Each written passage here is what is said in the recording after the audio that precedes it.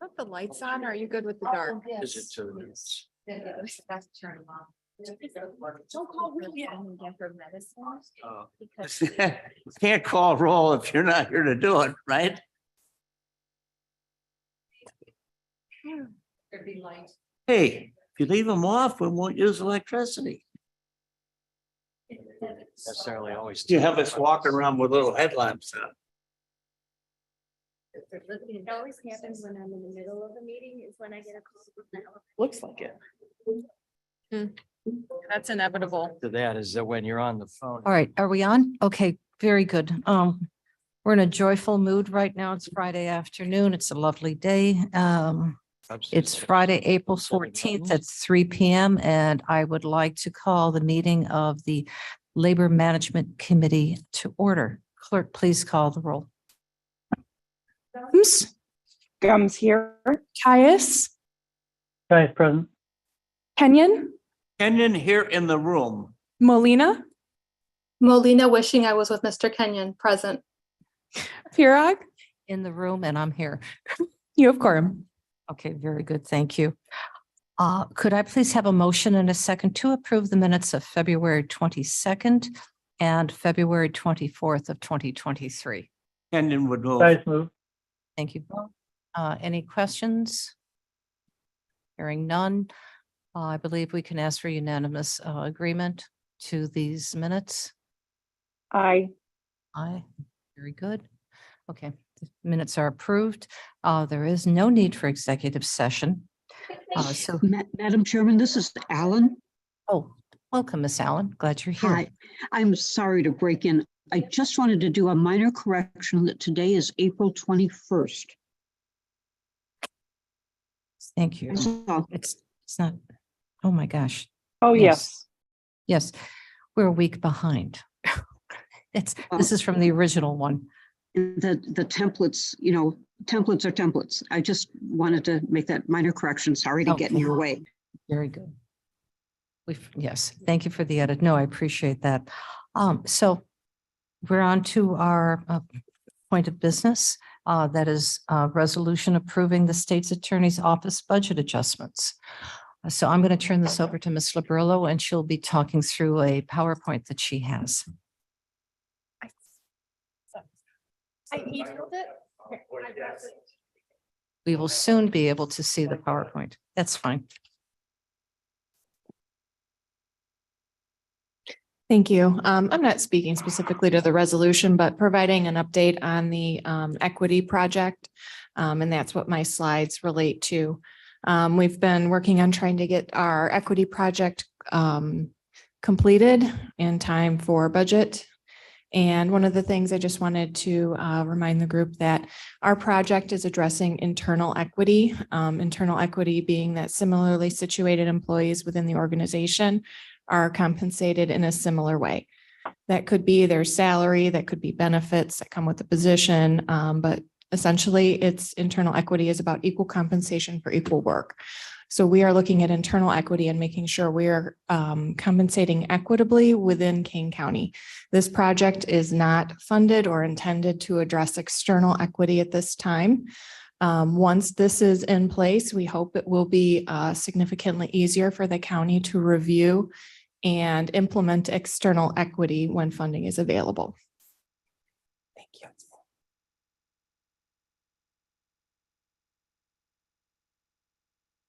One thing I wanted to define is what we looked at when we were trying to identify a similarly situated employee.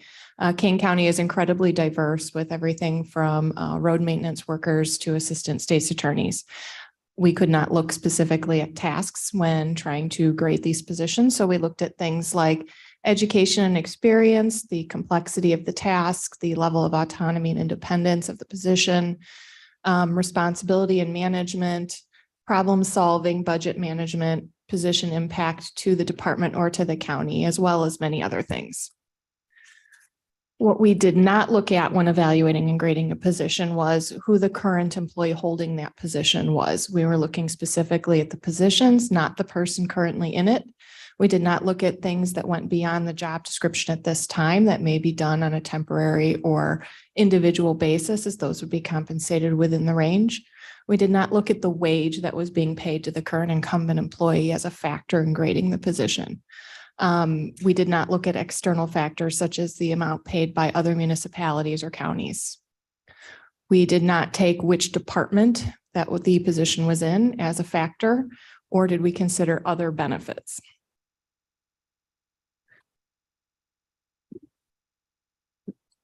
This graph represents our results. We went through an initial grading process on all of the positions, and this graph plots where all of those fell. We used an hourly wage to make this comparison. This county has 35-hour, 37.5-hour, and 40-hour standard employees, as well as a number of part-time employees that were included. We equated that to an hourly wage so that we could make an apples to apples comparison of all the positions we were looking at. So all of the positions here do show where the positions fell, and this is based on our current salaries. We then performed a linear regression of these to determine the midpoint based on the current salaries. If you look and see that black dotted line, that's where that midpoint lies. And then the red line represents 20% below midpoint. The green line represents 20% above midpoint. And that is how we have established our initial ranges. Again, these ranges are based on the current practice in the county and are not a recommendation for any kind of external equity. One of the things we did look at, we did separate out the state's attorney preparing for this meeting. So if you look, the orange dots represent the employees of the state's attorney, when the blue dots represent the remaining employees that were within the study. As you can see, just from looking overall, there are a lot of those orange dots that are under the midpoint, as well as several orange dots that are under the red line. If we look just at the cost of moving all of the employees, not just state's attorney, but all employees that are under that minimum line up, that total cost is $297,000 for the first year. Of those employees, about half of them are state's attorney's office employees. Based on our original study, new entry-level assistant state's attorneys would be a grade 11. That's also consistent for the public defender's office, as well as any attorneys that may be working in the chief judge's office. Entry-level assistant state's attorney would bottom range pay, so the red line pay is $59,740. That's fairly consistent. I looked up in Lake County pays their entry-level ASA $59,000. That's based on a posting that's currently on their website.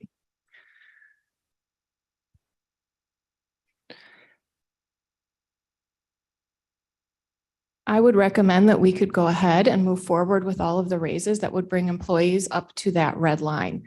That is only a first step. That certainly doesn't make us reach total internal equity. The county department heads are being reviewed by the board members, by Madam Chair, to grade. So those are not included in the things that we have evaluated to date. HR will work with the departments. We will make sure that all employees on there are then evaluated in terms of their longevity and individual merits to make sure that they are positioned in the correct place within their range. So additional raises that would be for people that are in range would be then mapped out, and a plan would be made to stay within the $900,000 total budget for this year, and would include a financial plan to occur over the next 2 years with a total budget. That will still require some work, as we will have to meet again with each department to determine where their employee sits within the range. Current ranges that were established based on current pay could be posted and used in 2024 budgeting processes as needed. So I'm sure we're going to have a lively discussion and just being able to manage this. I asked to see what our baseline salary would be to just survive here in Kane County. And it looks like it's about $18.50 an hour. Is that correct? Actually, the figure I found was $19.23. That was off of a living wage calculator provided by MIT. So if you look at the graph, that is the amount represented in the yellow area. So that's a single adult living wage. The living wage for an adult supporting a family of 4 is $40.53 an hour.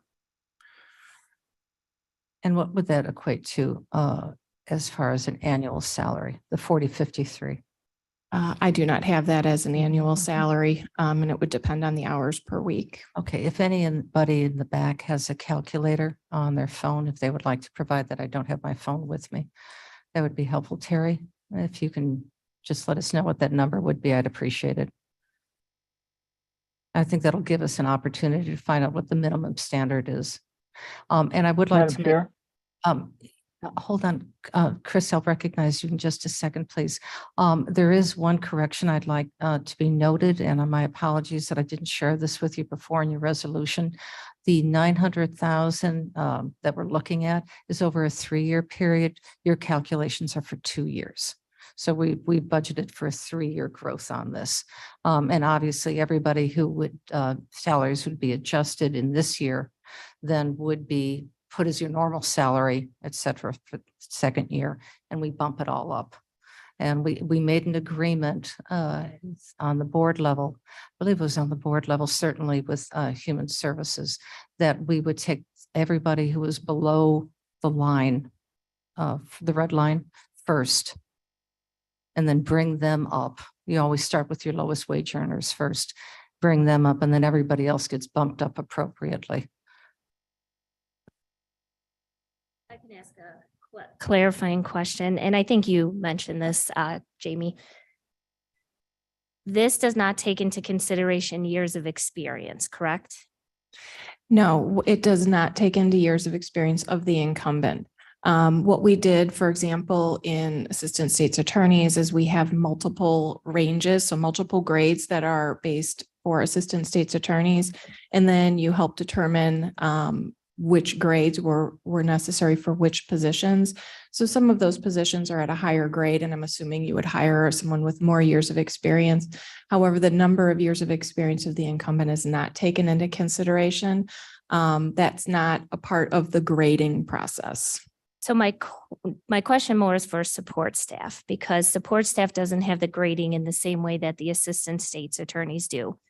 As we've explained throughout all of this, we start off our first initial out of law school assistant state's attorney goes to our traffic and misdemeanor courtrooms, and right now they're paid at $59,000. When they get promoted to misdemeanor, then they go up to $62,000. When they go up to lower felonies, and so on. The support staff would not fall under that same category for us. So a person who would be identified as doing a support staff or paralegal amount of work would then be graded at the same way, whether or not they were here 30 years or 1 year, correct? Yes, and the primary reason for that is their complexity of their task does not change as they become more experienced typically. Their work is their work. They just become better at it, more efficient at it, and more experienced at it. So an employee will progress through their range as they achieve more years of experience. So the ranges are pretty wide, and they account for many years of raises, both merit and cost of living, and cost of living will actually adjust the range up. So really that whole range is very much for years of experience. So that's how years of experience are rewarded for an employee. So they would make their way towards the top of the range. Understandably, an employee who's been here for decades should most likely be taking on more responsibility and be moving up. Having a grading system does help identify a path towards promotion and expanding their wages that is visible to them, that helps encourage them to spread their wings, branch out, take on more responsibility, and take on bigger and more impactful roles with their department or with the county. Right. I completely agree with that. The argument that I'm making is that you will have people, in addition to the ones who are identified under the amount, because, for example, I have an employee who's been there for 30 years. She will be identified in a lower level just because of the work that's done. But over the years, she has gotten raises. So it's, in my opinion, fair to argue that we're actually missing people in this because we don't have their years of experience put in there because they would have bumped up. What Mr. Hunt saw when he was doing the evaluation of our office is that on the entry level, we're closer to where others are, not there, but closer. The issue is that as we have bumped up entry level, we haven't also bumped up everyone else.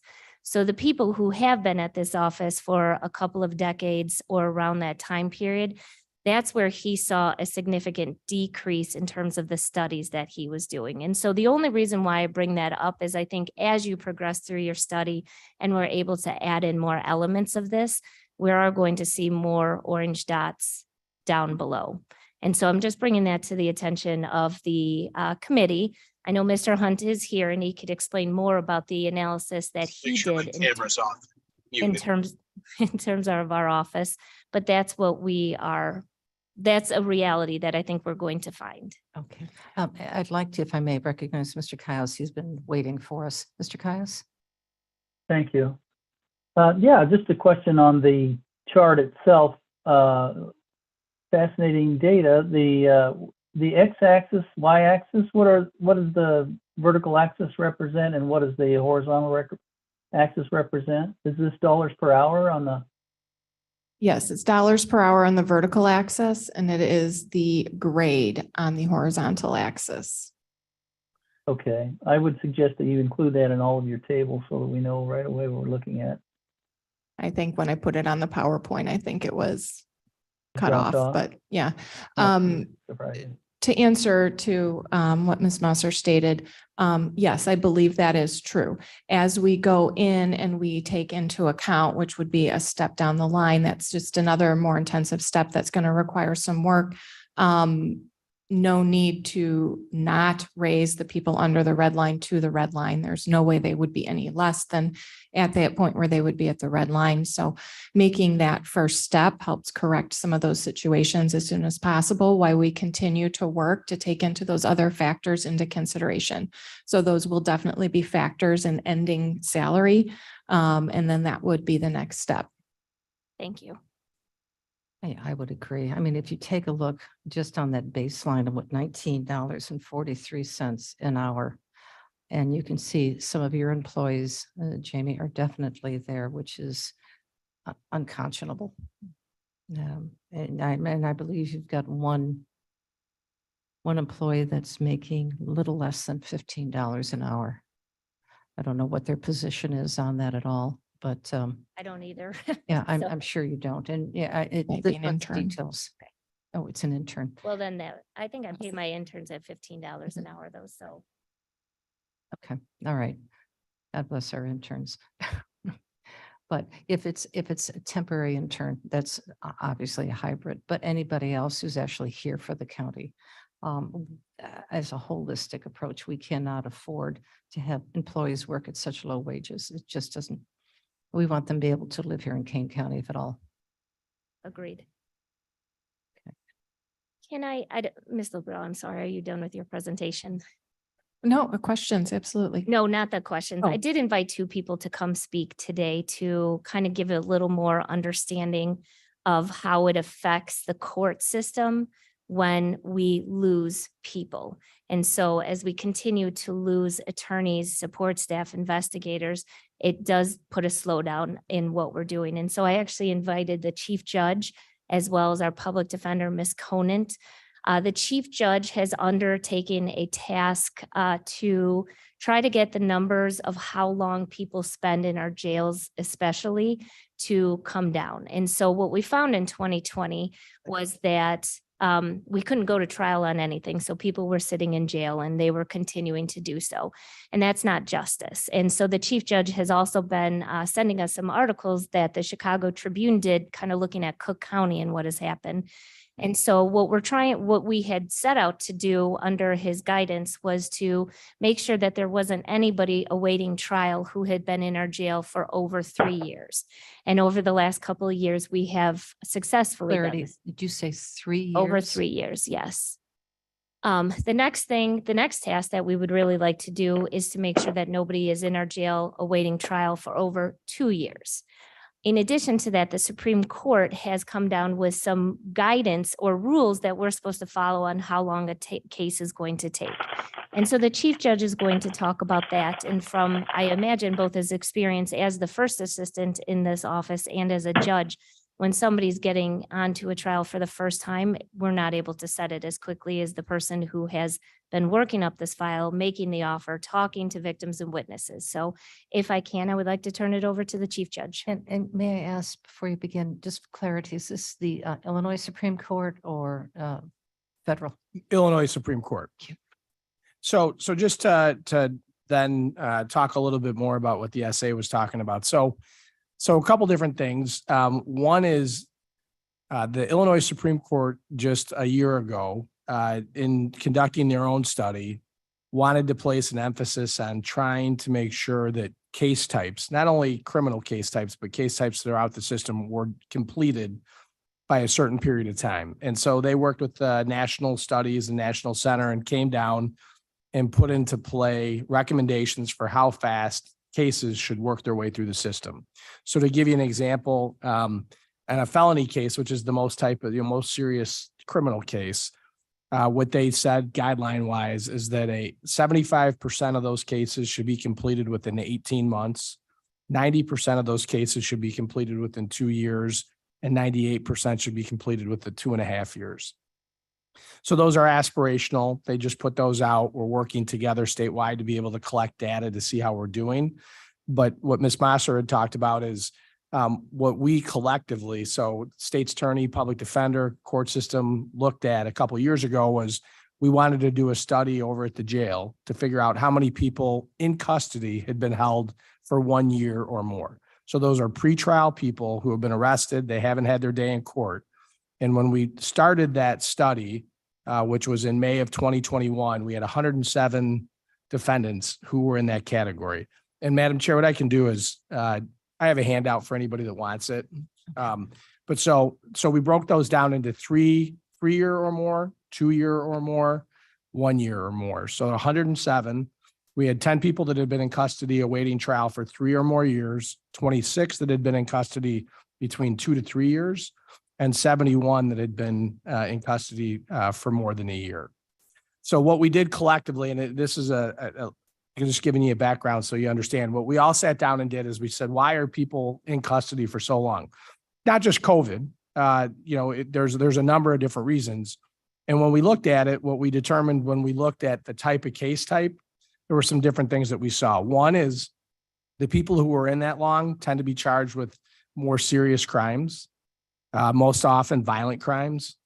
Those case types are generally handled by ASAs or prosecutors with 5 or more years of experience. On the public defender's office, 5 or more years of experience.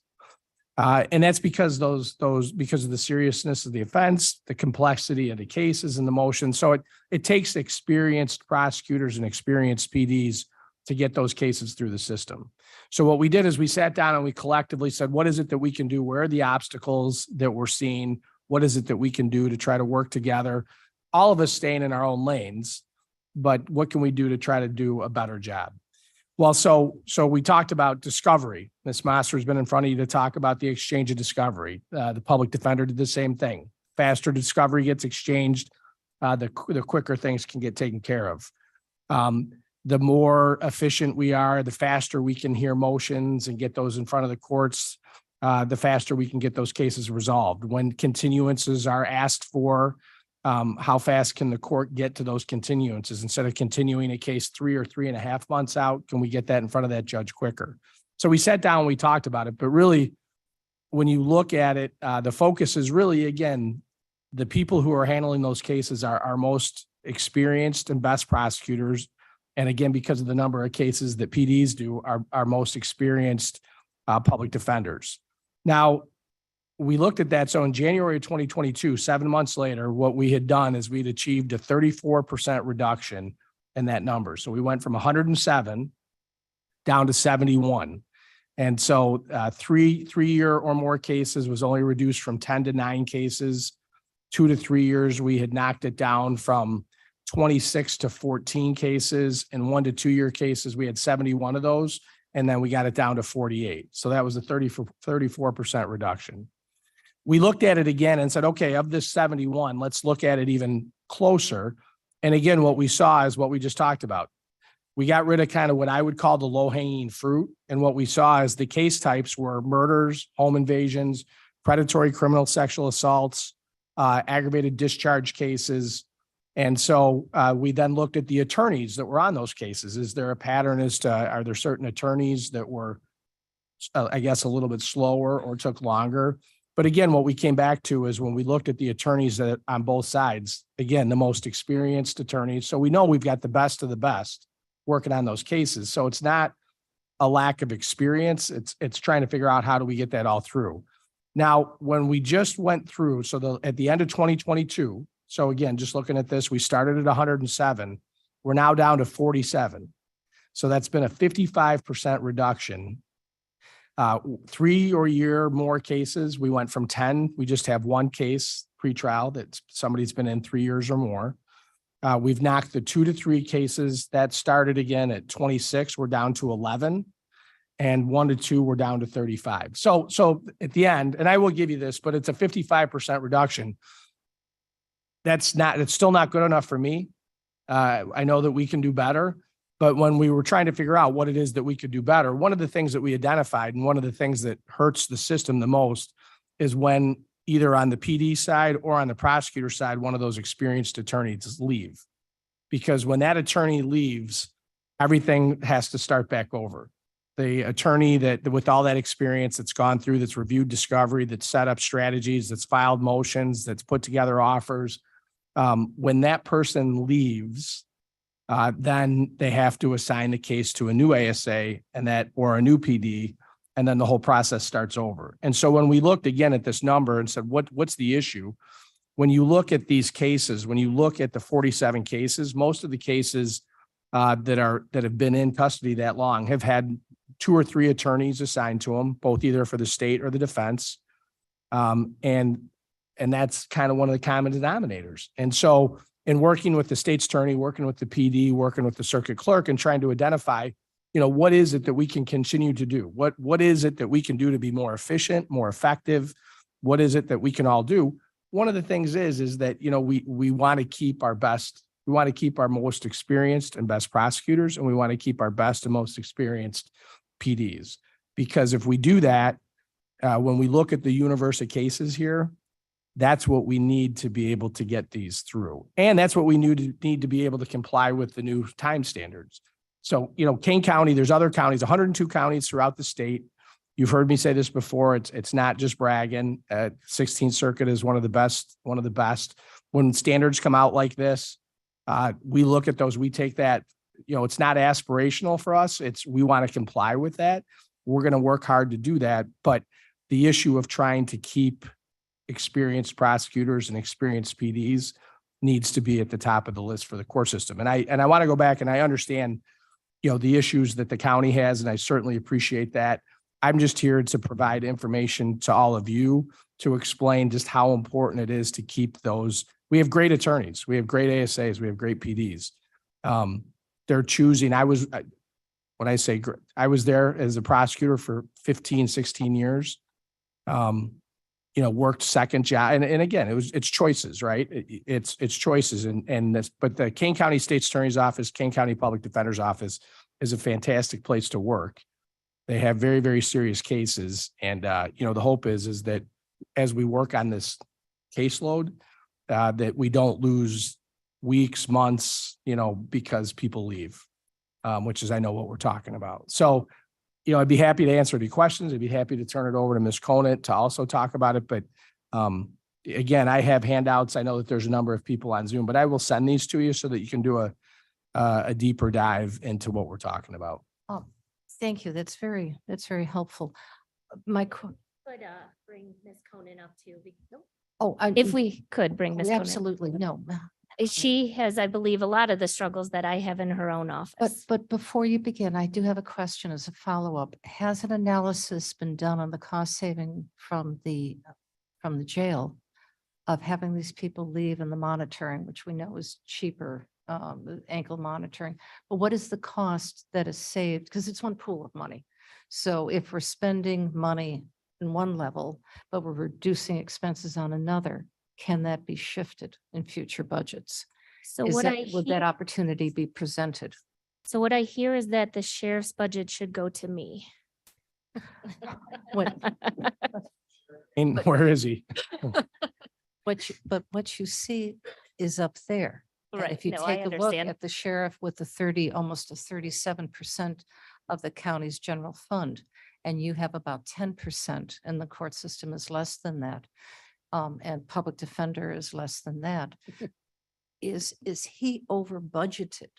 No, and I joke when No, and I know you're joking, but that's an authentic question. If there's less people in jail, and that's going to continue, do we need to provide the same level of service that we would provide for jail that has, and I'm not picking on Ron if he's listening, but can the money shift around as we start looking a deeper dive into this? It could. If we're able to move these cases through the system quicker, then they get out of the jail quicker. Now, for those cases that are in there for 3+ or 2+ years, everyone has to understand that those are the murders, the sex assaults, the abuse against children, child pornography cases, the worst of the worst, which means their likely next step is prison, which means that once the case is done, once they're sentenced, they're shipped off somewhere else, which means if we have people in jail less, then we're better off. One of the things that the sheriff actually demonstrated is that by providing treatment in the jail, we were likely to get people not coming back to our court system.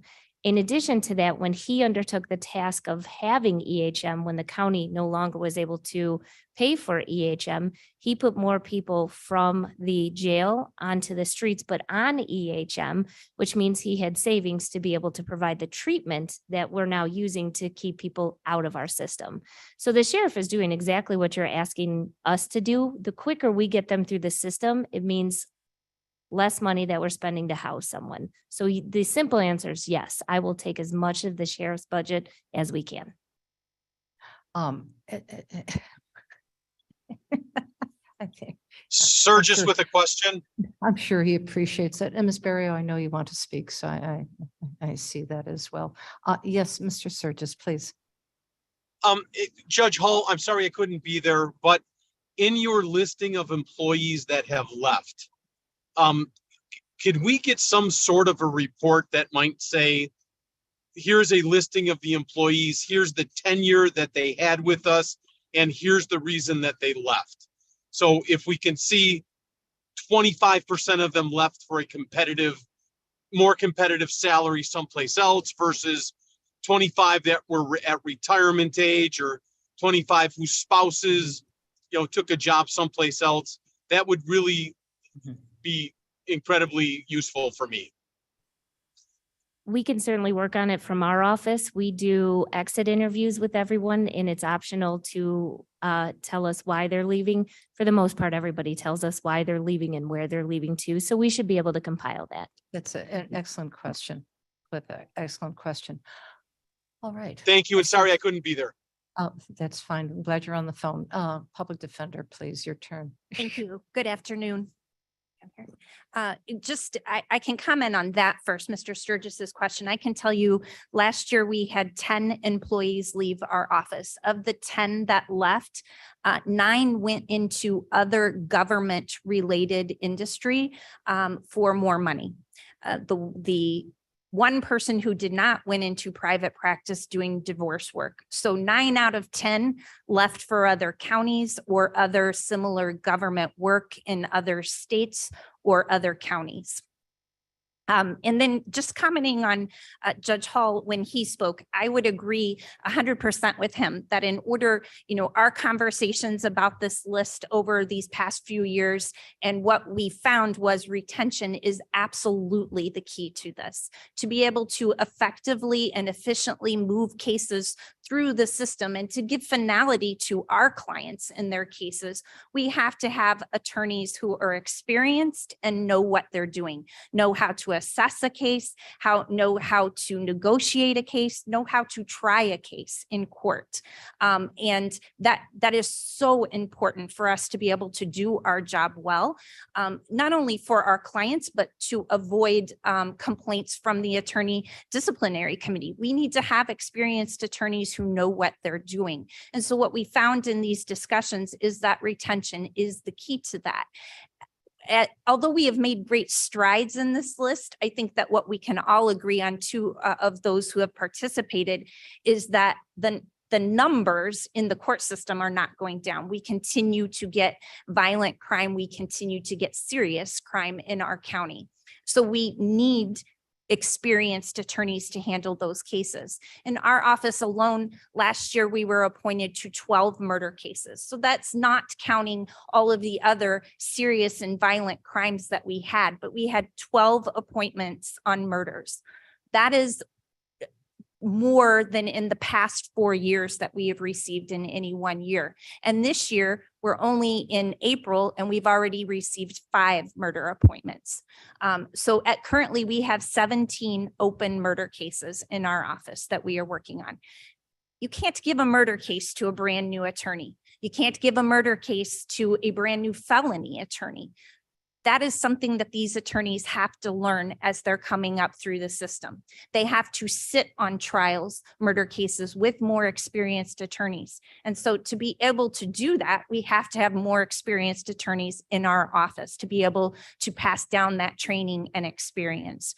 So I would 100% agree with Judge Hall that retention is the key. And it's not just the key to the state's attorney's office or the public defender's office, but it is for the whole judicial system. The clerk's office needs to be able to retain their employees so that we can, again, move cases efficiently and effectively through the system. So retention is key for the whole county.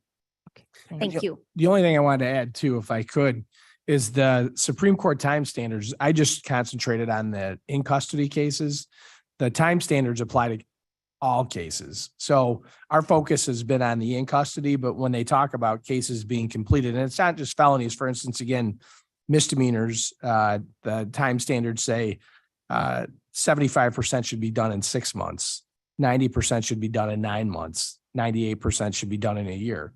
I don't disagree with those. I think that those are good numbers, but again, it goes towards, it's not just in custody, it's out of custody. So it's the entire universe. And as we, for instance, if the Safety Act is found constitutional, more people will be out of custody than in custody.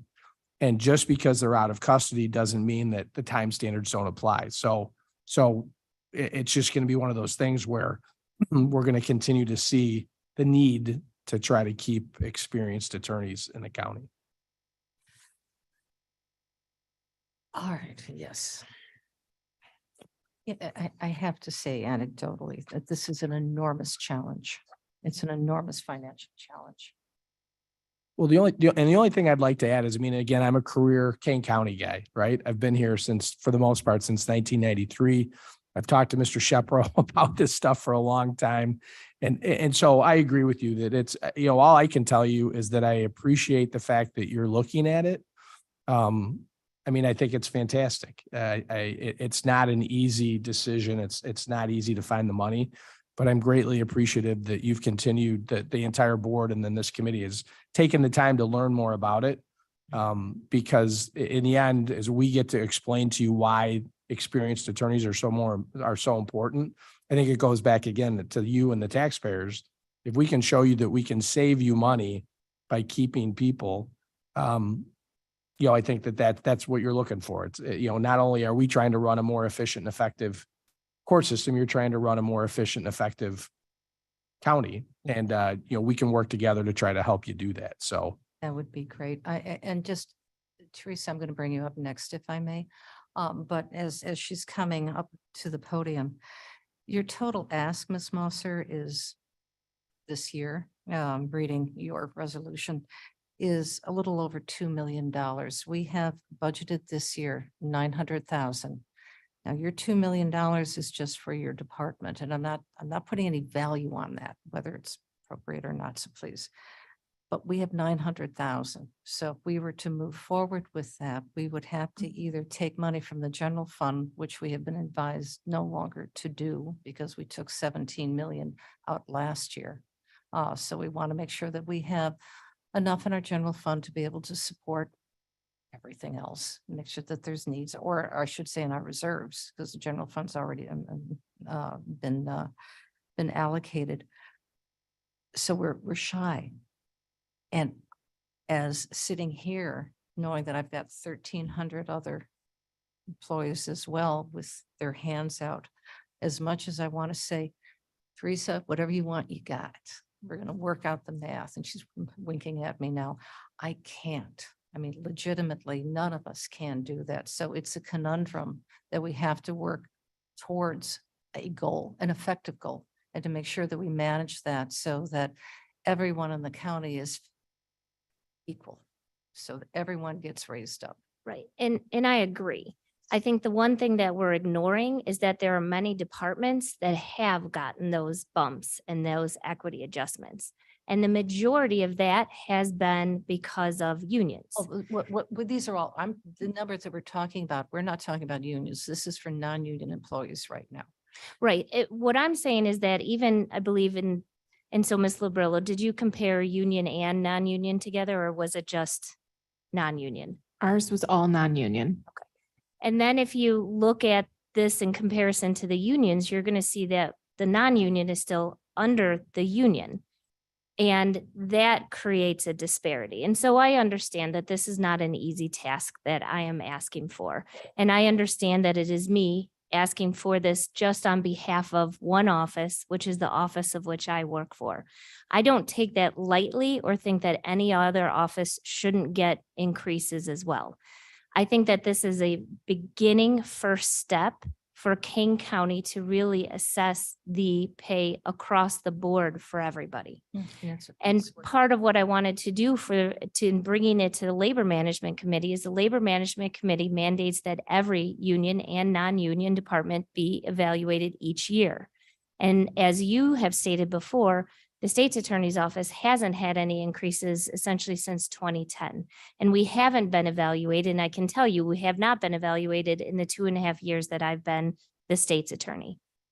I think that across the board, and Ms. Conan makes a great point, when Ms. Barrero loses clerks, and then there has to be somebody in a courtroom training somebody that's taking that person from somewhere else.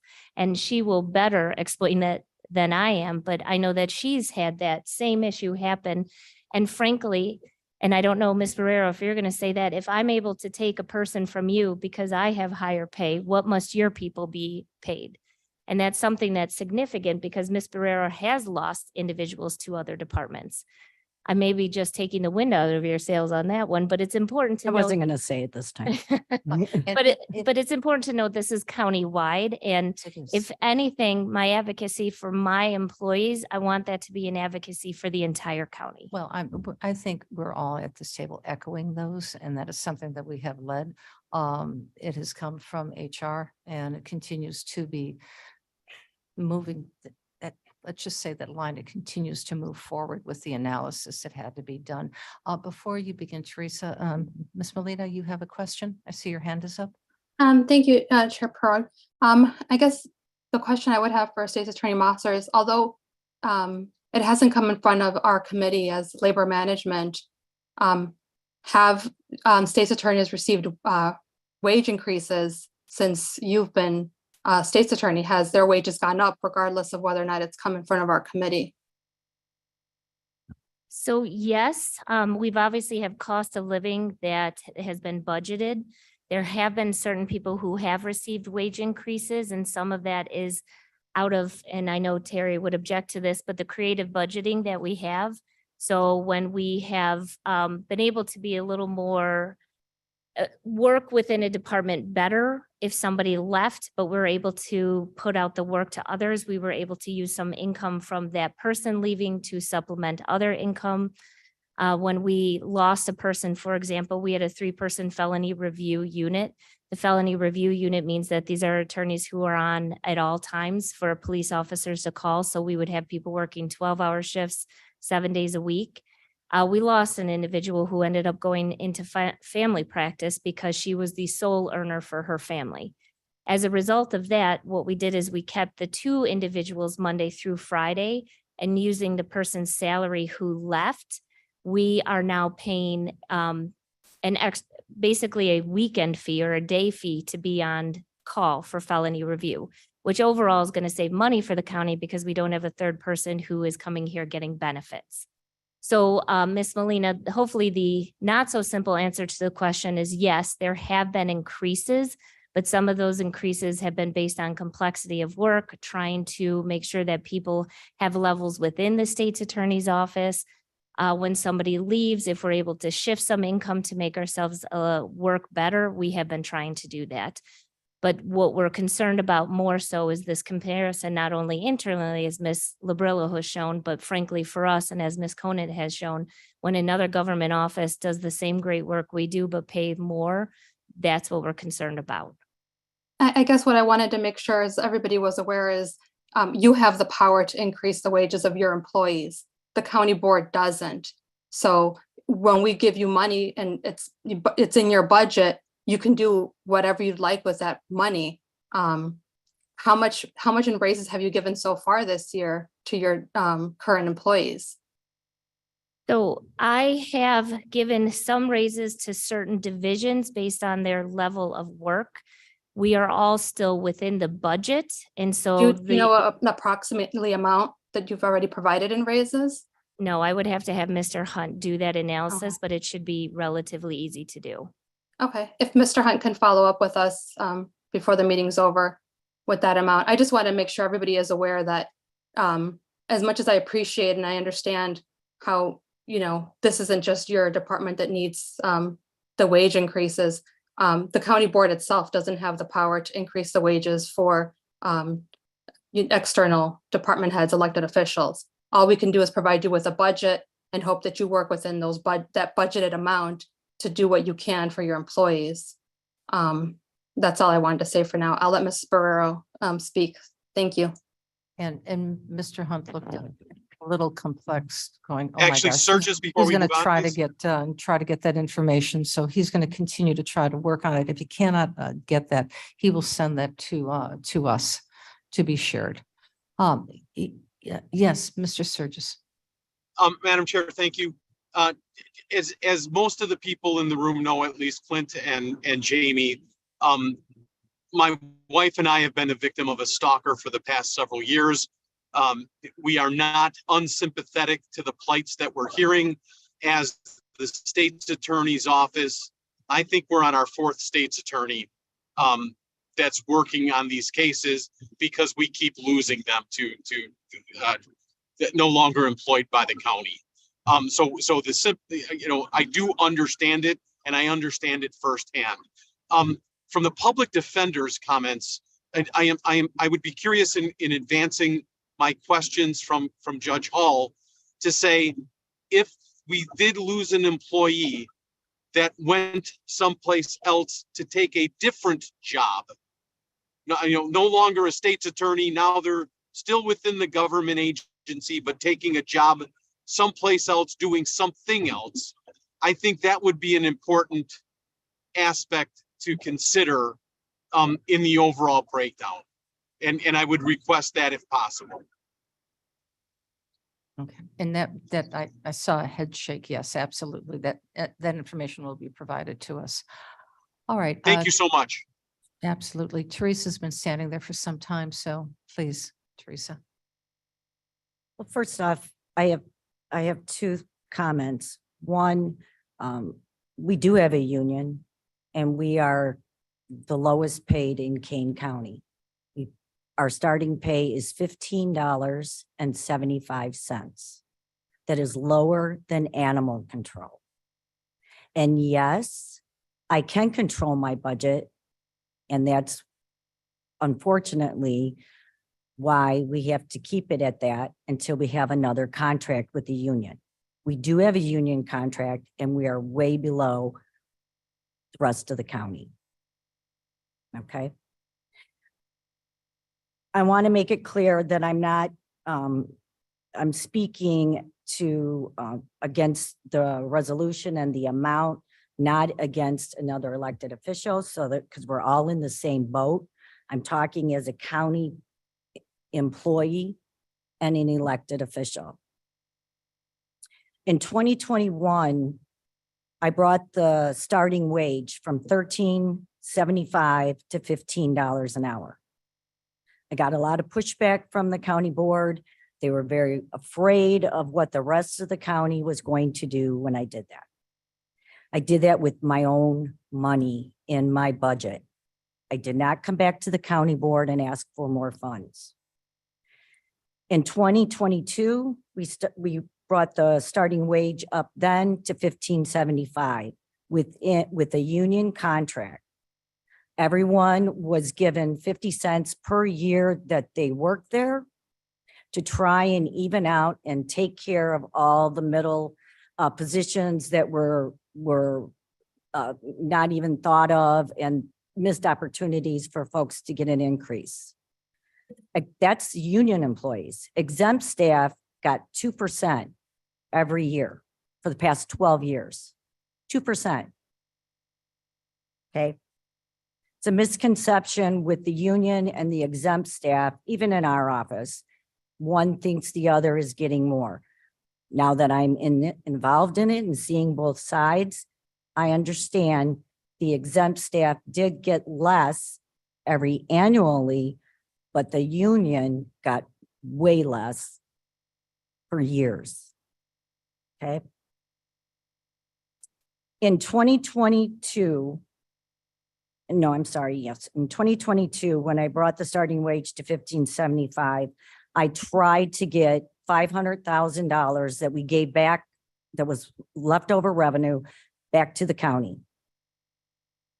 I was shot down by the county board and labor management. They would not release those funds to us. They were in our budget for 21. We didn't use them. We had to give them back to the county because that's how the budget process works. In, I believe it was February or February of 22, I asked for those funds to try and get the employees compensated. No, we won't give it to you. Okay. So I still raised their salary to $15.75 using my own budget, living within our means. Okay. I was told at that time that revenues are down. We can't give you the money, circuit clerk. We're sorry. Okay. I understand. I'm a taxpayer also. I understand how this works. I'm trying to live within my means. And we have lived within our means. I cannot give my staff huge bonuses at the end of the year like other offices, even though they do 2 and 3 jobs. Sometimes they're on 2 and 3 courtrooms at the same time on Zoom because we do not have enough clerks. As to, I believe it was Mr. Sturgis's question, or it might have been Mr. Caius, why do people leave the county or your office? Do you have information on that? I can tell you 9 out of 10 have left for better employment positions that pay much more than we pay at the circuit clerk's office. Now, I wasn't going to do it, Jamie, but you reminded me. So we've lost folks to your office, Madam Chair, to the circuit clerk's office, several offices throughout the county because we're one of the lowest. Everybody loves my employees because we train them. They know the system. So then when you get them, it's all good. So it's very frustrating. It's very frustrating when I see, I'm not saying that nobody deserves this, right? But we have to live within our means. And if you keep saying we do not have money, I don't know where it's going to come from. But if it all of a sudden appears for one entity, then it should very well appear for another. Because I can guarantee when the contract comes before me in December, all of this is going to come back and we are going to have to pay those employees what they deserve. And I can't ask you, but if we can go back to that other graph that we had, this shows livable wage. The one that you said $19, I think that's like $78,000 a year, right? What's $19,000 is about $40,000 a year, I think. And I did do the math on that other number that you had asked for, Madam Chair. The livable wage for an adult to support a family of 4 was $84,000 a year. Okay, said it I was have, 64. Very good. correct. I have employees that work 2 jobs. They always have. I have employees that get link cards. I'm not, my heart is not out for them, but I know that I can't do anything until the contract's in front of me. But once, I'm just gonna follow suit. I can tell you right now, we keep losing people to other offices. We cannot continue this. What county was it? McLean. Boone County just raised their minimum, their starting wage to $16 an hour. Boone County. How many, if a question, how, you talked about your union employees and we're well aware of the contracts. How many of your exempt employees are, None of my exempt are in the union? well, non-union, your non-union employees? How many of those are compensated in a range that would be below that red line? Well, I can't read it, to be honest with you. What's the red line? The red line is the bottom of the red. Is it starting? What's it starting at? Starting at 15. We start at 15 and it goes all the way up to 45. My exempt employees range from 45. 35, because that's the minimum you can pay an exempt employee in the state of Illinois. So my exempt employees start, the range is about 35,000 all the way up to 90,000. Depends on the position. I have chiefs, I have managers and supervisors. While I can't speak to specifics, I can tell you that from the analysis we've done, there are several supervisors in the circuit's clerk's office that do fall below that line. Yeah, they do. They're supervising over employees that make more than them. And it's my understanding that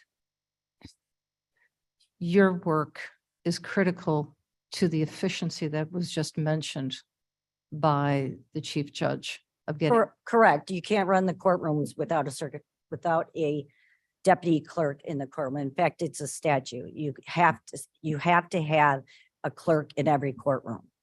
And It's an Illinois statute. you're going to have greater need if the Safety Act is Correct. enacted.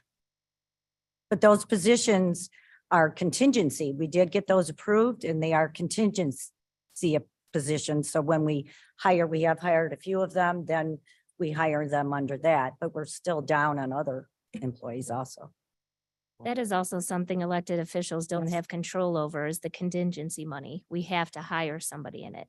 So to Ms. Molina's point, I do have control within my budget. I could pay one person $10 million and everybody else gets $1. But obviously that's not what we're going to do. We're trying to equalize everything. There is money sitting out there in contingency for all of this that could be used not only for an office like Ms. Barrero's, but also an office like mine, where I can start to be able to be a little more competitive and keep people. Understanding that we have no idea what's going to happen with the Safety Act, but the likelihood is, I don't know that it'll be found constitutional, but I think there will be a way that it will be still go forward. We need money to do this. I think Ms. Barrero's point is very well done, that this issue is countywide. This issue needs to be looked at for everybody. And the one thing I would disagree with her is her opposition to giving the state's attorneys money, because it means then her people eventually have to get paid deserving money. I think that's exactly what should happen. Every department should get in. If it starts with me and it results in her getting money, I think that's great for her employees just as much as it is for mine. Now, again, I'm not advocating that mine's first. I'm absolutely not advocating. But there for won't that. be any left. No, but that's not what I'm arguing, Ms. Barrero, and I think you know that. I think the problem is that there needs to be more money, and I understand that there isn't more money. I get that. That's also not my job. That is the county board's job. I have come to the county board with different proposals of how to get more money. We have researched different taxes that happen. We have researched different ways to do this. I think the point is that this is a huge discussion for the entirety of this county. That includes my office, Ms. Barrero's, Ms. Conant's, across the board. And I think Ms. Labrillo can we're not in court, but can say that just as much as I can, that there are people who fall below red line, which means they are even well below the ability to live here. When you have the blue line in there, which is just what you can live here in Kane County on, and even more people are under that, that's just unacceptable. And that's why I asked, what is that wage? With the current, what is it, $13.50 is minimum wage here for the state of Illinois. But if you take a look at our cost of living, Kane County's cost of living is higher. I just had that discussion with the plight of seniors here in Kane County. I was just at a meeting about that. And it is food, et cetera, property taxes, et cetera. So it's impactful to all population, and we all know that. But it is something that we have to address because we want to make sure that we have employees who are not overly paid, but properly paid throughout the county. And that's, I've been saying that for years. I think we all campaigned on that, that it is a proper and prudent thing to do. So we're trying to address those. But unfortunately, to your point, Ms. Mosser, it has been piecemeal because we identify, we raise, and some of them has been very stunning. Not in the elected officials, but within the restraints of our departments. When we do identify, we try to appropriately adjust that. But you have many departments, there are many needs. As I just mentioned, I could give Ms. Mosser the 900,000 right now, pending board approval hypothetically, and that still wouldn't be enough to satisfy that need. Certainly not enough to satisfy your need. But we have one pie and we're going to have to figure out that we just have to make a bigger pie somehow to be able to adjust that. And that is something that I hope our taxpayers would agree upon and the board to carefully consider. So at this point, Thank you. oh, please, absolutely. I am glad we're having this conversation. Madam Chair, there's a question in the chat. Oh, I don't, which department is giving bonuses? I know the state's attorney giving bonuses. Well, don't- if I can stop for a second, we did not give end of year lump sum stipends last year. So it is known that the year before that there were departments that did so, but all of it fell within the budget.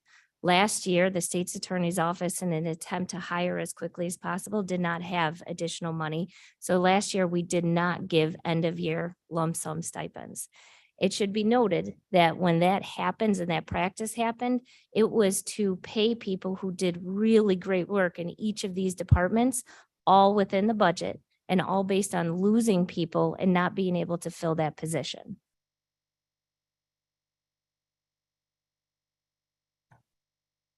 Ms. Conan, did you give end of year stipends? No. We did not last year. We did the year before, same as Ms. Mosser. It came from losing employees and giving to those that picked up the slack for losing those employees. It was money that was already budgeted. Circuit clerk?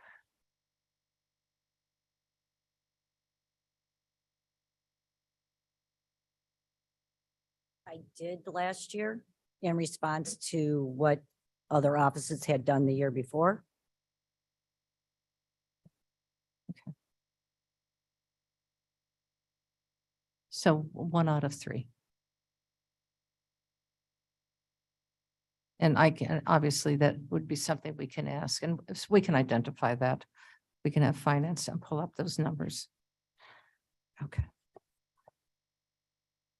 All right, well,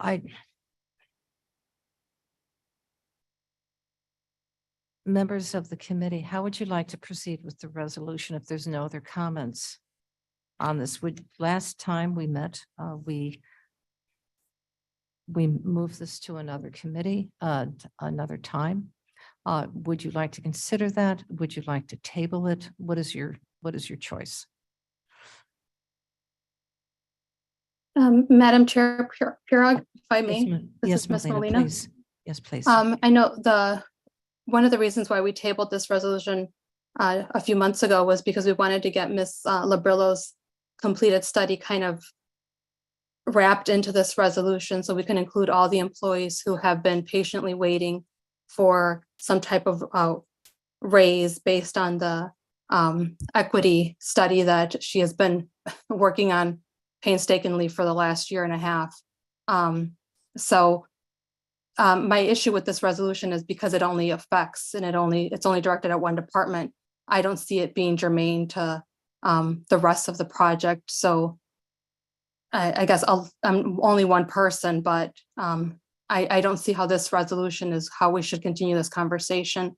But I thank our state's attorney for bringing this up. I think the only way that there's other ways to bring up this discussion, but I think this was an important first step so that we can look at all the rest of our judicial partners who also need assistance. But if you would bring up development, or if you would bring up our finance department or our county board staff, they're all going to tell you the same thing, is that they work very hard and they deserve to get paid a living wage.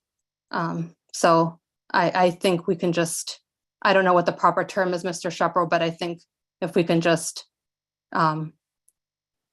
leave it on the table, or I don't see a reason to vote on this at all. So there is to table it or to move it to Well, you have a number of options, and Shepro, first I want to just comment that this is not an ad hoc committee. It says on the agenda, this is a permanent committee it is a permanent established committee. by county ordinance in 1984. And from all my research, which hasn't been completed, but as to that issue, this is a permanent committee, even though it is not considered a standing committee. So perhaps that could be changed. And there's also the absence of public comment on this agenda, which there probably should have been. Duly noted. If you can vote for the resolution. If there's a motion to approve it, you can vote it down. If there's a motion to approve it, you can postpone it to another date.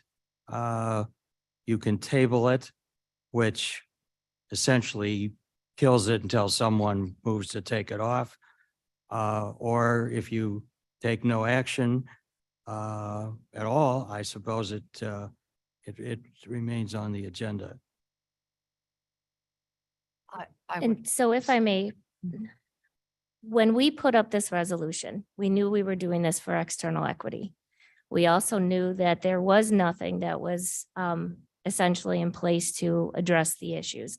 And we also knew that Ms. Labrillo was doing an internal equity study, which is much different than an external equity study. One of the things that we know right now, sitting here, is that there are members of the state's attorney's office, because of Ms. Labrillo studied, who are underpaid and not having a living wage. I understand that what I've asked for in here is for equity that's external so that I stop losing people to Lake County or DuPage County. Lake County starts actually at $63,000. That comes from the state's attorney, that's his initial starting salary. DuPage County, which is 20 minutes away, starts at $65,000. What I'm going to ask is not for this to be tabled indefinitely. And what I'm going to ask is for this not to be just pushed off or voted down. If there is something else that I can get for my people right now, I'm willing to amend the resolution. If I can get a portion of that money and I'm not asking again, and I have never asked for the entirety of the $900,000. If I can get a portion of that money now so that my people can be put up and I don't have to lose another person to something like that, I will put that in the resolution. I will do this step by step, and I will do it in whatever way works within this county and within what we have to do for all of our people. So if you would like me to change this resolution so that this resolution gets a portion of money absolutely today, so that I can pay people money, so that they can live in Kane County, so that they can buy food, so that they don't have to call in sick because they can't afford to put money in their car to even get to work. That's what I'm asking for right now. So if you can give me a figure that can be given to them now, that's what that resolution will say. And then I will continue to work with the county board in the way that I have always worked with the county board to make sure that every person in this county gets paid a living wage. Okay, thank you. We've got several board members who have yet to speak, and I want to make sure that we give them the opportunity to weigh in on this. Ms. Combs, you're next, please. Thank you very much. So I guess I have a couple of statements. Frankly, I think that all of our department heads here, all of our electeds are asking the same things. We as the board recognize that we are lacking in revenue. My question would be, if we don't start with one division, like if we can't determine where to start with a certain division, where do we start? I guess that didn't come out right. Do we start at the state's attorney's office? Do we start at the clerk's office? Do we start at the government building? Where is it that we start? I don't know that it's fair for all of our electeds to be pitted against one another because we as the county board are not addressing that elephant in the room of the bigger pie, Madam Chair. So it seems a little contentious here because that pie, which is our job to serve, is not big enough. And I would like to have a little back and forth on that. All right, I'm going to recognize Ms. Molina, and then I'd like to have Mr. Kenyon speak to that, but Ms. Molina's hand is up. And Ms. Combs, I have not ignored you, but I would like to get feedback from everybody else as well. Ms. Yeah, Molina? no, Thank you. Ms. Combs, you bring up an excellent point, and I think we have kind of already given direction to our human resources director. And I think that's my biggest problem with this particular resolution is that it, to me, face value, it kind of tried to circumvent the work that our HR director has been doing. And she has been doing it with her department for the last year with the equity study. And I understand that our state's attorney's point is she's not looking for internal equity, she's looking for external equity, but we have to start somewhere and we have to address the needs of everybody. And the pie that we have now, I think, is what we've been trying to work on. And that's the work that Ms. Labrillo has been doing. So that's been my biggest issue with this particular resolution is that it kind of threw that out the window and said, well, you know, I want to go first when I'm sorry, but we kind of have to make sure that we do our job first. And then it's going to be distributed equally amongst everybody at the same time. It's just going to take some time. So I guess I just wanted to go back and forth with you, Mrs. Combs, and say we have been doing it. And I'd argue that it just takes time, unfortunately. This is something that this administration has decided to take on, and it's just taken time to be able to get it done. It's a complex situation. It's highly complex work. Mr. Kenyon, what are your thoughts? My question is, do we have the money? I mean, we can oppose, but do we have the money to do it? And we have to carry it forward to the board. I'm in favor of paying people so they can live. I'm in favor of the motion as it pretty much as it stands, but do we have the money to do it? And that is something that we have to determine because we do have $900,000 in this year's budget. And then again, 900 for the next following 2 years to do internal equity, not external equity. But external equity also most likely would have to be addressed, but not this year is going to be cumbersome. Chair. Yes. Yeah, if I could follow up your previous question to me about options. Seems to me the state's attorney has indicated that she would be amenable and the committee could amend the motion, the resolution to address the immediate question of the people identified as being under the red line. Mhm. And that I guess you'd still have to answer the question if the money is available, but listening to the discussion appeared to me that the answer in that case was yes, it is. And it, depending on how many people there are, and that would be something Ms. Labrillo could answer. Well, I think 65 was the Right. The money is available. That's approximately $300,000 to move those people under the line to the line. And with the board's consent, that money is available in contingency. And we could make those adjustments as soon as the board is ready. Pretty rapidly. Yes, we would have to have finance make the necessary budget adjustments because they would be to more than Ms. Mosser's department as her resolution is. So I would need to work with the finance committee on the timing and the budget adjustment that would be needed for that. They meet next week, right? Yes, they do, but I don't know if this is Friday, and I believe it's being posted. It's on Wednesdays, so it would have to go out. Resolution would have to be included in by Monday at probably in the morning. So we probably would have to wait, but I've got another process that perhaps we could go through to keep it moving along. The whole group, not just state's attorney, but Mr. Caius, what are your thoughts? Thank you, Madam Chairman. Yeah, on this, I agree with portions of almost everyone that I've heard in that I think that if we have the money, we should be paying it to those that we need the most, which are that need it the most, which is the lowest end. If we're using the graph which we waited for or the charts that we waited from Ms. Labrillo's office, we would then apply the money that we have and already appropriated to those below the red line. So I would be in favor of amending the motion to say that we're going to spend that money, but to distribute it equitably below to those individuals, not just in the state's attorney's office, but to all the departments that have individuals that are below that, so long as it fits within the budget that we've already appropriated. Okay, very good.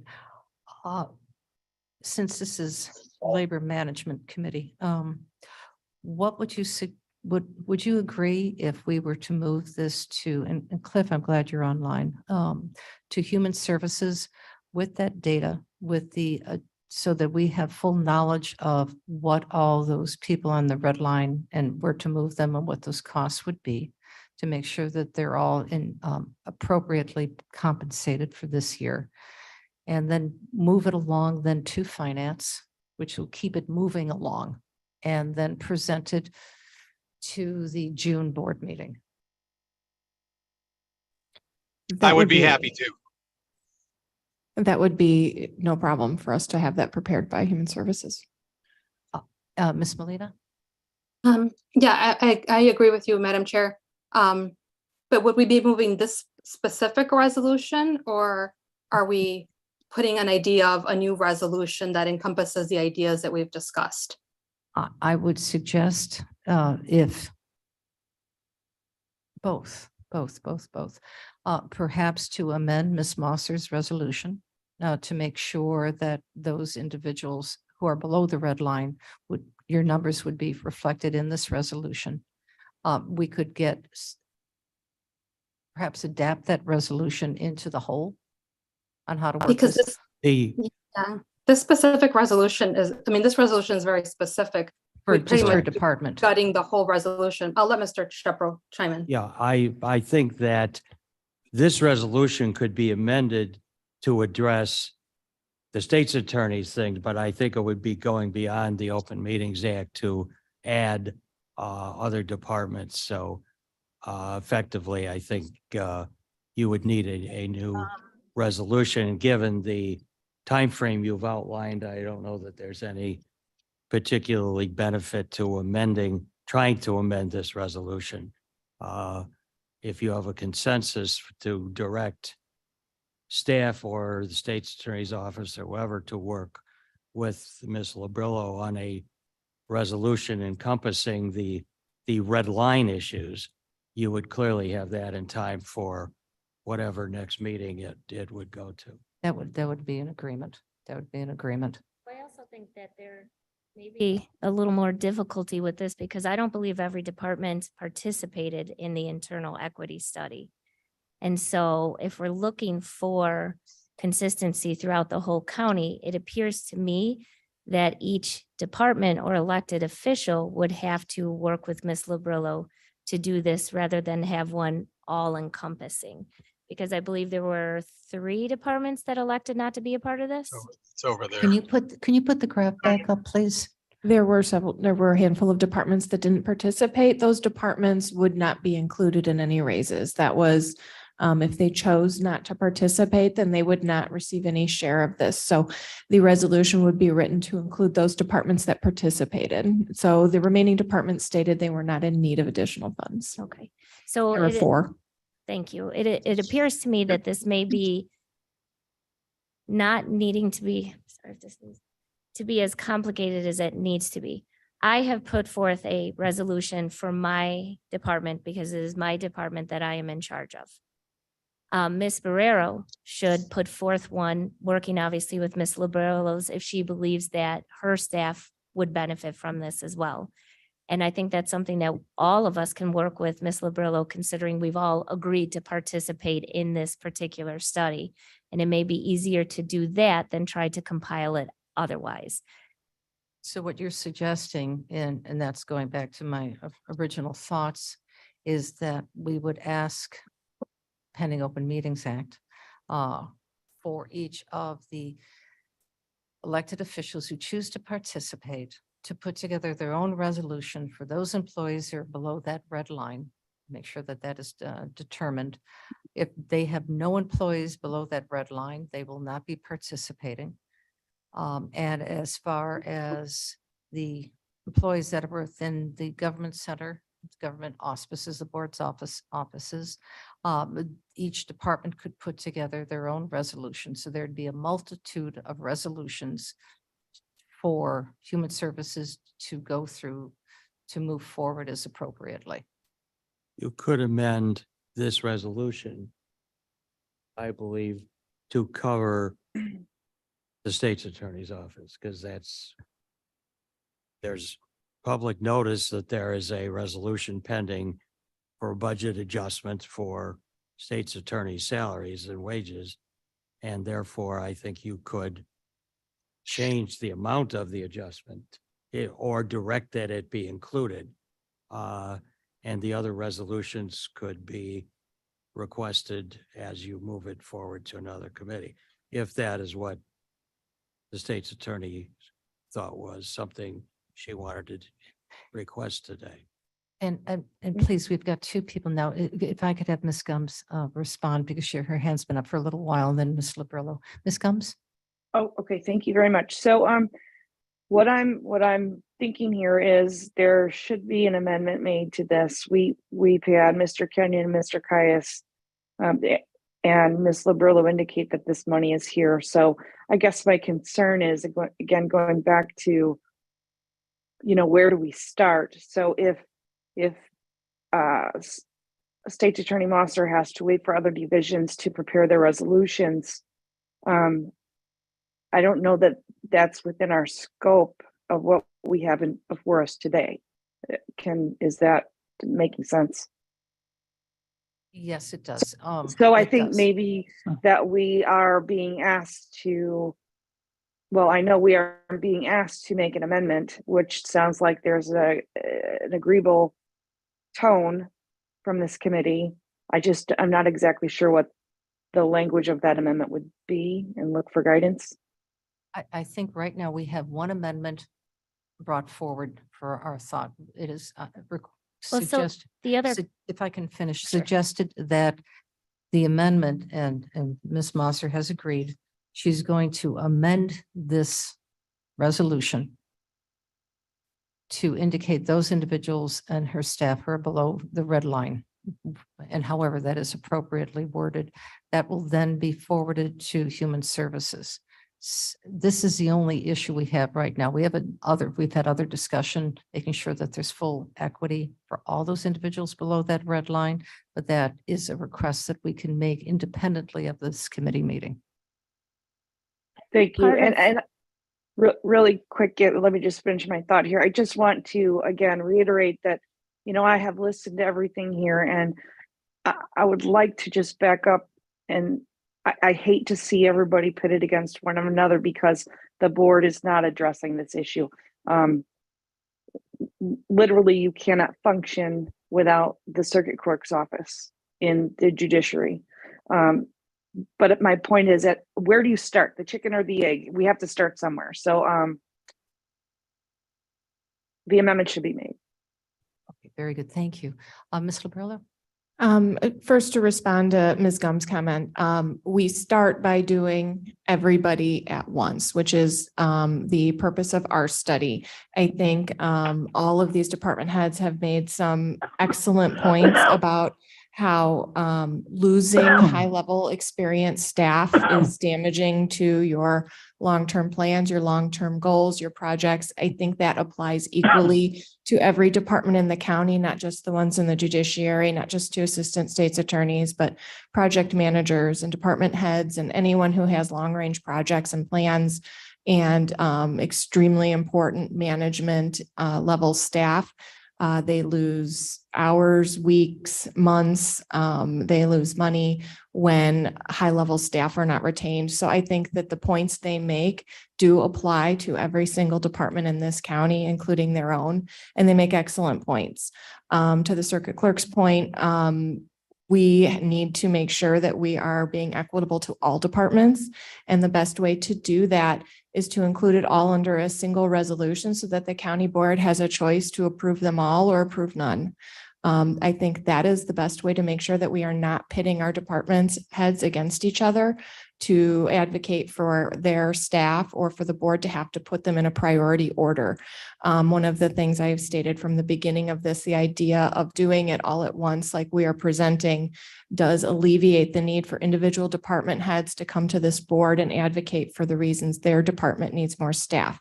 By doing this, and again, this is just internal equity at this stage, but once we have this internal equity, then we will have the structure needed for the board to evaluate how much money that they can put into salaries and then apply that equally among all the departments without them having to come and individually advocate for that.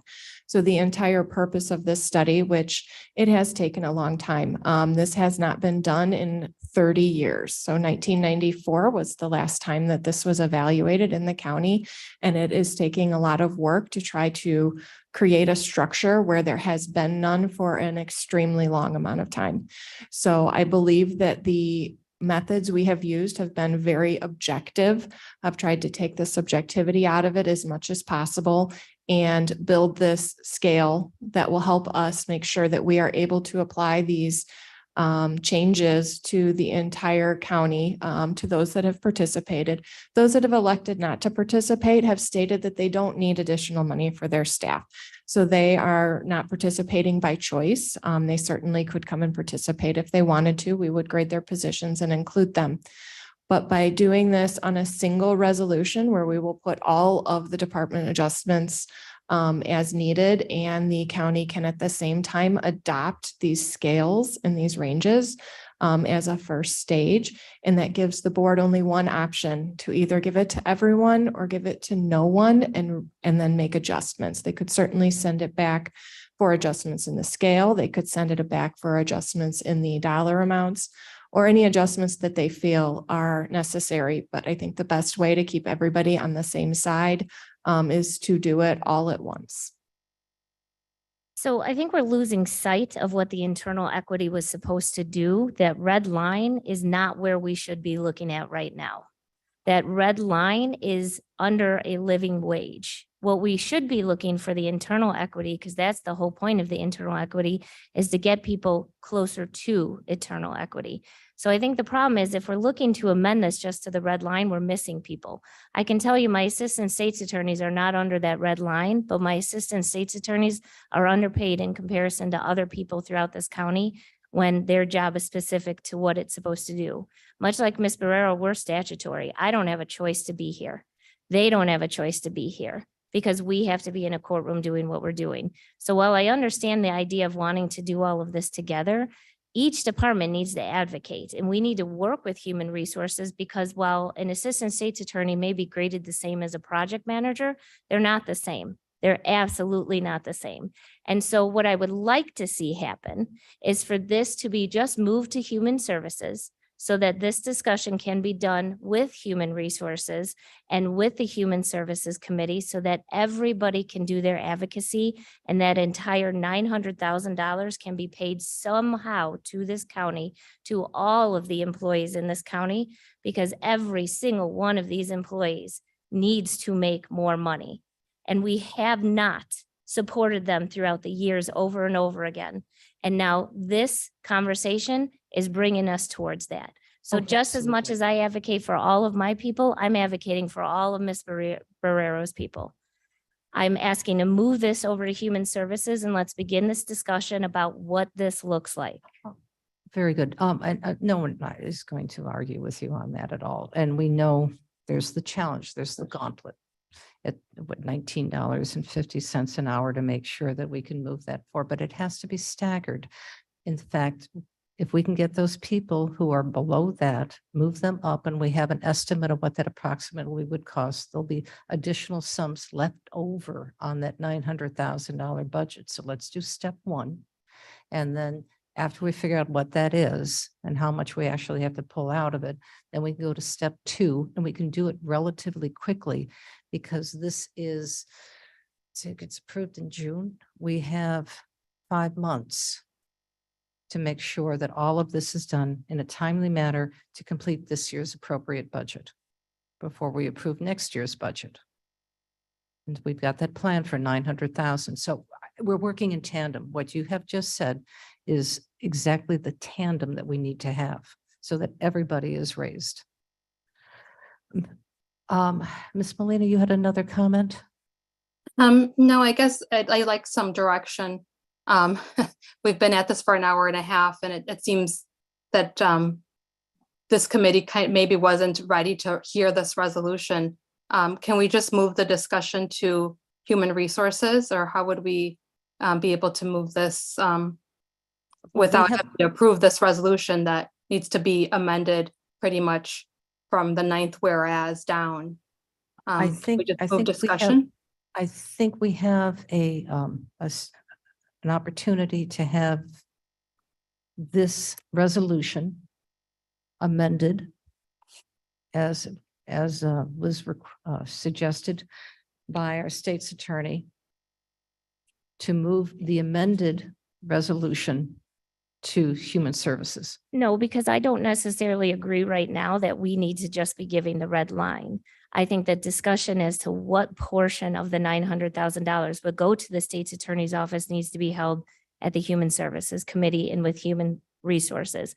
Because I don't think that that is adequate. And I think even looking at all the other departments, because I believe the original discussion was to try to get the departments that were the lowest up first. And since we were identified as being one of the lowest, we would get a larger chunk of that $900,000. So what I'm So asking is Mr. just, Mrs. I'm just- Moster, are you just asking to remove this resolution? You brought the resolution forward, so do you want to just kind of remove it from our action and work with Human Services? no, I'd like to move it to Human Services. I don't want this to fall to the wayside by removing it from anything. I would just like it to go to Human Services. Mr. Kenyon, I would make a motion to approve this as amended and move it forward. What's Show the that- amendment, I want to sir? show, But what is Just he- move it to Human Services. move it to Human Services. it- We have to be serious about this. Employees have to know that we want to fix their wages. I agree with you, but you're basically moving a resolution. Can you read me what in this resolution you agree with after the whereas, the 9th whereas? we have, are Only we going to be, being moved to a are we different moving it committee. intact or are we It's moving only it being with? moved to a We're different- moving it to another committee. And then you can discuss it more. If you want. So the suggestion from Mr. Kenyon is we just move this with the one change, please. 3-year, not 2. Because we have budgeted for 3 years and you have 2 years down here. I do. So I don't know that. Intentional? Yes, it is intentional because part of it was to make up for the fact that this discussion had begun. And now we're 5 months away from the end of our fiscal year with $900,000 sitting there to be paid to employees, and it hasn't been paid out. Now, again, I know this would be retroactive and I understand that, but it is not retroactive to every single person who worked this hard in these departments who have quit because they've had to go somewhere else to make a decent wage. And madam, please remember, this has not been done in 30 years. I know, but which is why I'm advocating as passionately as I am, because I'm guaranteed 1.5 more years in this office, hopefully more, but I'm going to fight my 1 year and a half to make sure that they get it. All right, so we have You have a a motion. motion Madam to Chair. move this resolution to Human Services intact. Ms. Gums? Actually, I believe the motion was to amend this. I just want to clarify the motion. And we do not have a second yet. Do we have? All Moving right, it to- Right, I'm that's just why I'm waiting. moving So, this motion forward. okay. If you Okay, want I to will discuss second. it, fine. Do we have a second? I will second. Thank you. Is there any discussion on this? Seeing none, we're ready to take the. No, roll. Madam Chair, Madam Oh, Chair. yes, Madam Chair. Mr. Caius, yes, please. As part of discussion, I think that we're just moving it ahead without any instruction on what to do here. We're just dumping it on another committee. I don't think we'd serve a purpose there. I would move to amend this to, despite what, and I apologize to the state's attorney for this, but to amend this motion as we send it off to apply to those individuals that are below the red line only. Like you had said, Madam Chair, as the first step. You should understand, my resolution is not towards internal equity. Madam So Chair, when- Yes, I'm Madam right Chair, here. point of order. Yes, point of order. Yes. That was my motion. That's your motion. So you'd like to amend the motion. And Mr. Kenyon, I- would you accept that I amendment? think the concern, Shepro, Okay, is on the point of order is that the proposed amendment, while could be germane to the subject, does not satisfy the requirements of the Open Meetings Act because the amendment relates to something that is beyond what the public was aware would be considered. that's it. Correct. Hence my statement to Mr. Caius that the point of my resolution was external equity and not internal equity. Do you understand, Mr. Caius? I I agree. don't know that I do exactly. This is, the resolution clearly states for the public that this resolution is to take a look at external equity for the state's attorney. If the Mhm. public wanted to see and have knowledge of what our internal equity is, which we have discussed thoroughly here, that amendment would have to reflect internal equity on the agenda. On the agenda. So this is simply about external equity, and you are absolutely right. If we move this, we are simply transferring this conversation to a lengthy conversation that's going to be happening at Human Services, but nonetheless, it'll be spoken about, and perhaps we will include internal equity for the state's attorney and anybody else who would like to participate in that conversation. If the subject matter of the red line were put on the Human Services agenda, Mr. Caius's motion would then very much be in order. Absolutely, At that absolutely, because that is all internal equity. And that is the point of Ms. Labrillo's discussion. And that's what we have studied. And once again, I would like to remind everybody, it has been 30 years, 3 decades. Some of you out there may not even have reached that age yet.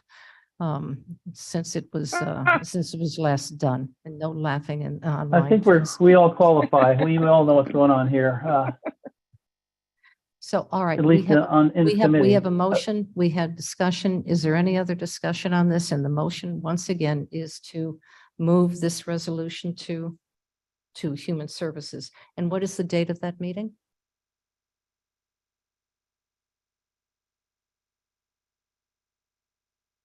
It's one day after the county board meeting, Yeah, so whatever that is. Everyone, we're looking it up.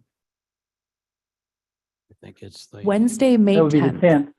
Wednesday, May 10th. Madam Chair, just one more shot at this thing then. Are we going to send some sort of a recommendation along with this so that we've actually accomplished something in this subcommittee as opposed to just taking a resolution that could have been taken to Human Services in the first place and saved us an hour and a half today. I can't speak to the hour and a half, but There's sort of been a consensus, has there not? I believe there Well, was. Can we Yeah, I send it think with to a your point, consensus to Mr. discuss the internal? Okay, hold on, Mr. Ms. Gums. Sorry. I think to your point, Mr. Caius, I think the consensus was to release, to move it forward to discuss the release of the money that's currently available. So I think it has been a little bit productive. To release it for internal Correct. So you're going to remove. equity. Yeah, Because that was what the purpose of the study was. Let's go. correct. Even though the motion only deals with external. We have a statement that our state's attorney would like to make, and I think it's very much germane to this conversation. So please. Thank you. So unfortunately, this has gone completely askew of the whole point of this conversation. I understand that right now the county board is willing and able to look at internal equity and not external equity, with the idea that external equity should come down the road. So at this point, I am going to withdraw this resolution, and I will be filing a resolution with Human Services that is going to talk about internal equity. It will be much more than this red line internal equity, but I'm going to remove that resolution at this point. But please note, this is not a done issue for me or the individuals that we have here. I'm glad that it has brought this discussion forward, because it should bring this discussion forward.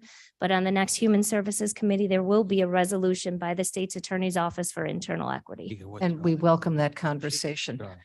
So with that, and I would like I understand that we've been here for a long time, but I would like to, with your approval, to see if there is any public comment.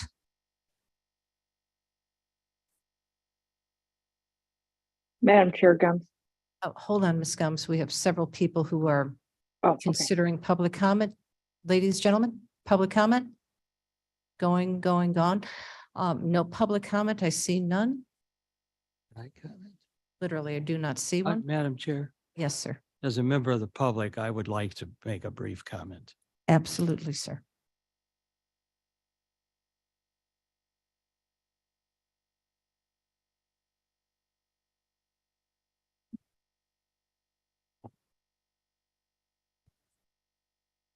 My name is Ken Shepro. I've been a board member. I've been a special assistant state's attorney. I think I'm one now. I've been around for a long time. I think this has been a critical problem as they say it for 30 years. But here's one thing that I'm not sure really fits into what has been discussed. The value in determining employees seems to me to go not only what happens internally about what they do, but what happens if those people are not there. Unlike perhaps any other area of county government, the criminal justice system is dependent on all of the components. You could have Sheriff Hain could arrest every wrongdoer, solve every crime in 24 hours if he did that. But if the system can't move those people through, it doesn't matter how efficient that department is.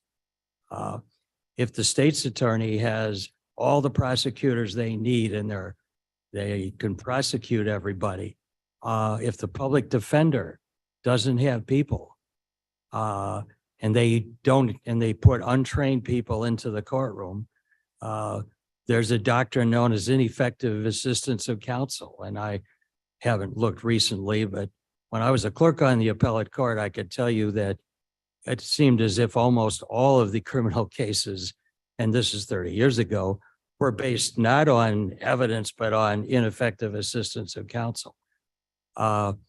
If the clerk of the court can't hold court because they don't have enough people trained, everybody else can be ready to go and the process doesn't move forward.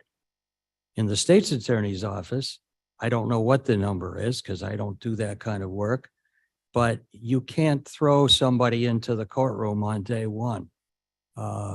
Even in the civil law firms, the people that you hire out of law school can't really be put into court for at least a year and probably longer.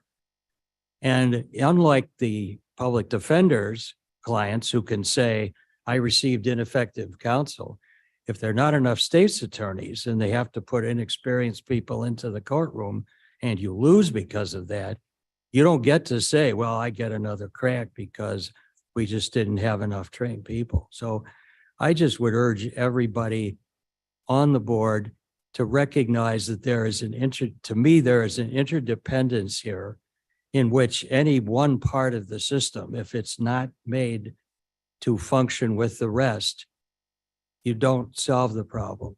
But that also doesn't mean that everybody has to do a simultaneous filing of what they want. The process may continue, but in the meantime, on the battlefield, I guess they call it triage, right? If people are hemorrhaging on the battlefield, you can't say we have a process in place that says in 6 months or a year, everything will be okay, because people are dying right now. That's my comment. I thank you for your patience, and Thank you for your I comments. think nothing but the best of all of you, and hope you'll figure out a way to solve this. Thank you. All right, we got our best team on it. Yes, we have another public comment. I would assume this is to topic. Yes, it is. My name's Danielle Bechtold. I'm an assistant state's attorney for Kane County. I was previously with the office from 2002 until 2013. I left. I was in private practice. When Ms. Mosser got elected, I gladly came back. I will sit here and say I probably make a decent wage for people in our office, but I'm going to sit here and tell you that this has been a problem that has never gone away in this office. When I started in 2002, I bought a house in Kane County. I still have a house in Kane County, but I can tell you, when you hear people, assistant state attorneys in other counties making $20,000 more with less of a caseload, I would have left. I would have gone to McHenry. I would have gone to Kendall, DuPage, except for my property and my loyalty to this county. And I'm back. And yes, could I be in private practice defending criminals? I could, and for more money. But I'm a prosecutor. And I do what I do, not just for money, for the pride of what I do and for the people in our office every day. Support staff, certainly, they're there to support us, but we are salaried as state's attorneys. I don't know any state's attorney who is working 35 hours a week. I bring home work, they come in on the weekends. We are all working way more. And we do it for the pride of our office and our job and for the people of Kane County. I actually dealt with Mr. Sturgis, who stopped by the branch court when I was branch court supervisor. And he's not wrong that some of the cases there, we're going through multiple prosecutors because these young assistants come in, they're completely overwhelmed. They get trained and some just leave because they can't work as many hours as they do for the amount that they're getting paid. And then you have a lapse because someone has to start new. So I'm just going to appreciate Ms. Mosser advocating for her office. I hear other offices, why aren't they doing what she is doing for her office? And I'm saying, as a state's attorney, will I stay here without a penny more? Yes. Is it frustrating that my tax bill goes up and my cost of living increase isn't going to cover that? Money is always going to be an issue, but I think Ms. Mosser is pushing for her office, and that should be her consideration. Let the other offices not just piggyback on all the effort that she has done, but to move forward with something specific to the state's attorney's office and not this internal equity red line. She is right. People are going to leave the office because they can go to Kendall, DuPage, and make so much more for a similar caseload. And if you want to maintain the kind of quality prosecutors that have been around for as long as we have, you need to recognize and hey, what we could earn in every other county. Thank you. Thank you for your words. Is there anybody else? We have another speaker approaching.